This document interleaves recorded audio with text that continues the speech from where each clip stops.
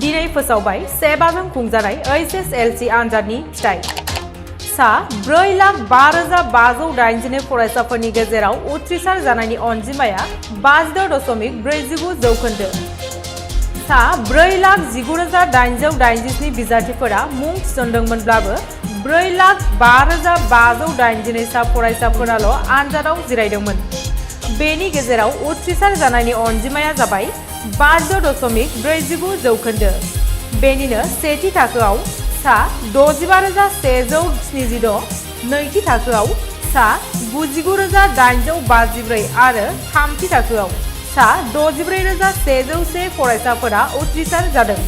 बेनि गेजेरावनो हौवासाफोरनि उथ्रिसार जानायनि हारआ 58.80 जौखोन्दो।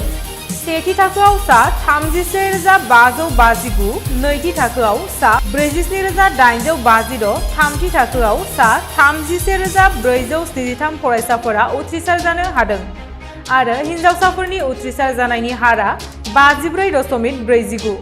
बेनि गेजेराव सेथि थाखोआव सा 33,617, नैथि थाखोआव सा 51,998, थामथि थाखोआव सा 32,628 फरायसाफोरा उथ्रिसार जानो हायो। हौवासाफोरा सा 10,888 आरो हिनजावसाफोरा सा 10,08,243 फरायसाफोरा उथ्रिसार जानो हादों। गुबुन फारसे फेल जानायनि अनजिमाया गासै सा 17,04,451 एबा 43.51 जौखोन्दो।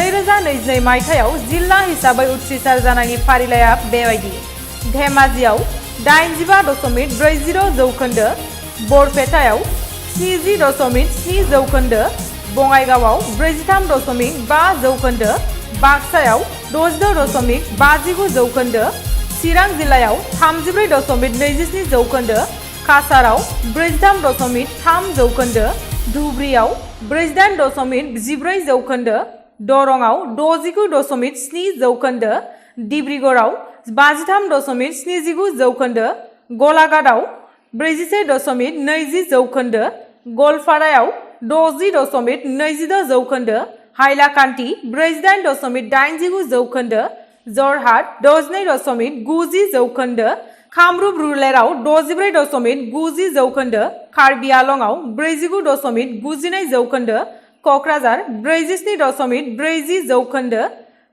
करिमगन्ज 47.20 जौखोन्दो, लखिमपुर 75.62 जौखोन्दो, मरिगाव 59.69 जौखोन्दो, नगाव 48.45 जौखोन्दो, नलबारि 79.17 जौखोन्दो, डिमा हासाव 81.31 जौखोन्दो, शिबसागर 81.17 जौखोन्दो, सनितपुर 48.66 जौखोन्दो, बिश्वनाथ 51.58 जौखोन्दो, तिनिसुकिया 46.9 जौखोन्दो, उदालगुरि 46.50 जौखोन्दो, कामरुप मेट्र'आव 63.12 जौखोन्दो, चराइदेउआव 48.14 जौखोन्दो, हजायाव 37.29 जौखोन्दो, माजुलि 77.33 जौखोन्दो, सोनाब सालमारा 58.25 जौखोन्दो आरो सोनाब कार्बि आलं 42.71 जौखोन्दो।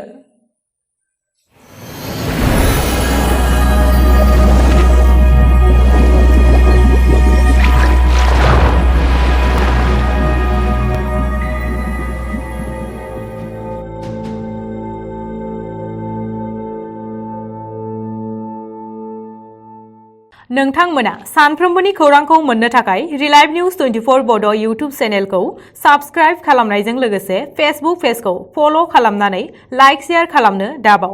गोजोन्थों।